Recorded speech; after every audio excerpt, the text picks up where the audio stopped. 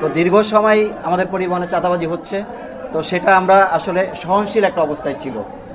এখন যে অবস্থাটা আমি জেনেছি যেটা যে মালিক সমিতির কাছে তারা 5 কোটি টাকা চাঁদা চেয়েছে এক যুবদল নেতা যাত্রাবাড়ির নাম ফাহিম।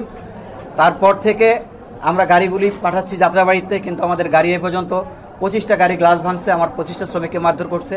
আজকেও সকালে আমাদের এক শ্রমিকের মাথা ফাটায় ফেলছে, গাড়ি ভাঙছে। এখন আমরা গাড়ি নিয়ে যাত্রাবাড়িতে যাইতে পারতেছি না। এই শরীয়তপুরের 20 লক্ষ লোকের একটা দুর্ভোগান্তি মধ্যে যাত্রী শরীয়তপুরের জনগণ পড়ছে। এখন এটা আমরা আসলে একটা চাঁদাবাজ মুক্ত একটা পরিবহন আমরা চাই, একটা ব্যবসা চাই যেখানে আমরা নির্বিঘ্নে আমার শ্রমিকরা গাড়ি চালাইতে পারে। এটা চাঁদা চাচ্ছে যাত্রাবাড়ি গাড়ি যাইতে হলে তাকে চাঁদা দিতে হবে। এটা কেন চাচ্ছে না, এর জবাব তারা আমরা দিতে পারবো না।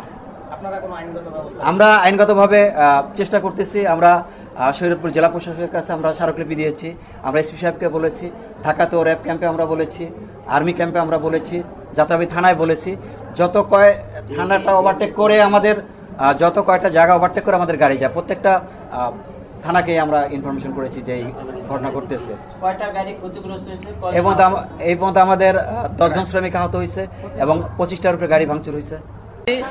আমার গেট লাগাই না স্যারে, আমরা গাড়ি প্লেস করি না, আমার গাড়ি টাইম চাইতে আইয়া বেবির পোলা বানে কইসা গাড়ি ধরা খাইলে চালায় যাবি গা। ওরা 5 জন মিললে আমার গাড়ি আমরা হামলা করছে যাত্রাবাড়ি মশরে।